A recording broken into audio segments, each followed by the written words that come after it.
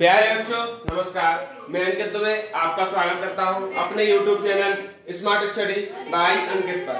यह क्लास है पॉलिटी की, जिसमें हम चल रहे हैं संविधान सभा के बारे में। इससे पहले मैंने अगस्त प्रस्ताव तक बात की थी कि संविधान सभा की मांग को कैसे स्वीकार किया गया। अब अगस्त प्रस्ताव के बाद आता है आपका क्रिप्स मिशन। कब आता है? 1942 में क्रिप्स मिशन भारत आता है, जिसमें संविधान सभा की मांग को स्वीकार किया गया। अब अकेला क्रिप्स मिशन ही इसमें कुछ नहीं कर सकता था, तो क्रिप्स मिशन को व्यवहारिक रूप देने के लिए 1946 में आता है कैबिनेट मिशन। कैबिनेट मिशन 1946 को आता है, मार्च 1946 में। यह मिशन दिल्ली आया था। ठीक याद रखना है कहां आया था, जगह पूछ ली जाती है। इस मिशन के अध्यक्ष कौन थे? तो आप बोलेंगे पैट्रिक लॉरेंस। पैट्रिक लॉरेंस कौन थे?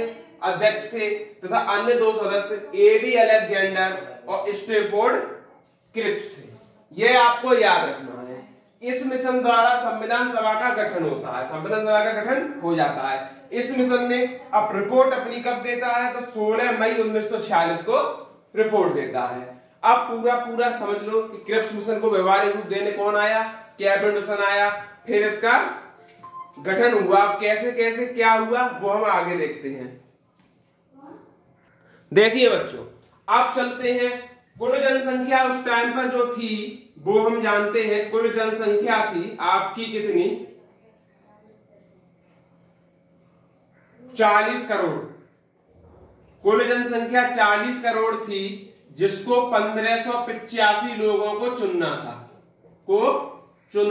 शॉर्ट में समझ लेते हैं कि 40 करोड़ की जनसंख्या को 1585 लोगों में चुनना था। ठीक। अब संविधान सभा में उपस्थित कितने लोग होते हैं? तो आपके 389 सदस्य जो होते हैं वो संविधान की सभा में आए। इसमें क्या होता है? 296 सदस्य ब्रिटिश प्रांत के थे। ब्रिटिश के कितने थे? ब्रिटिश प्रांत, तो आप बोलेंगे 296 सदस्य। और 389 में जो 93 सदस्य बचे थे वो थे देसी रियासत के। कहां के थे?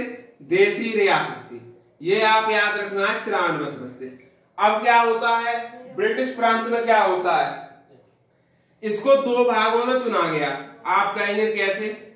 एक तो चुना गया 11 गवर्नर की प्रांत द्वारा। 11 गवर्नर की प्रांत द्वारा चुना जाता है। कितने चुने जाते हैं? 292 सदस्य। 296 में से इसकी बात कर रहे हैं, 292 चुने गए। और मुख्य आयुक्त की प्रांत थी एक, इससे चुना जाता है मुक्त आयुक्त। मुक्त आयुक्त की प्रांत से 4 सदस्य चुने जाते हैं। अब 4 जो चुने गए वो कौन कौन थे? आप बोलेंगे कुर्ग, अजमेर, बलूचिस्तान और चौथा था दिल्ली। अब होता क्या है कि इसमें 296 में से 292 11 गवर्नर की प्रांत ने चुन लिए, 4 बचे मुख्य आयुक्त की प्रांत ने चुने। तो जो बलूचिस्तान तुम्हारा जो जिला है वो आगे चल के पाकिस्तान में सम्मिलित हो जाता है। यानी कि पहले पाकिस्तान का गठन ही नहीं हुआ था। अब पाकिस्तान का गठन हुआ तो भी चला जाता है। तो मुख्य आयुक्त की प्रांत में टोटल रह जाते हैं, बाद में कितने रह गए? तो आप बोलेंगे बाद में रह गए 3। ठीक। आगे समझिए क्या होता है।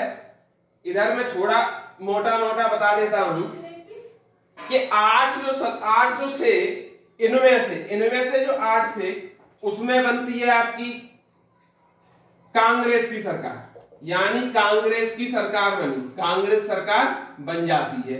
और जो 3 ये बचे थे इसमें बनती है मुस्लिम लीग की सरकार। उसकी बनती है मुस्लिम लीग की सरकार। अब देखते जाना संविधान जब गठन होता है तो कैसे कैसे चलता है। आगे चलते हैं। देखिए अब हम चलते हैं।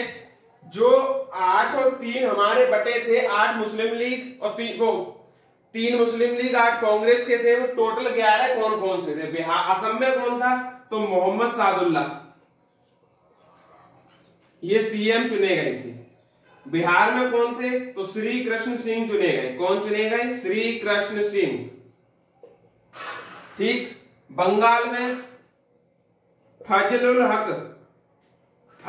हक ये चुने गए।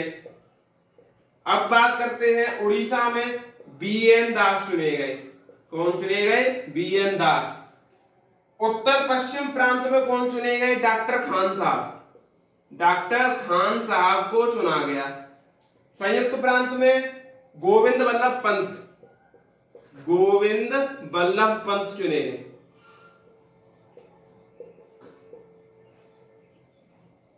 मध्य प्रांत में NV खरे। बंबई में BG खरे। BG खरे कहां चुने गए? बंबई में। मद्रास में चुने गए राजगोपालाचारी।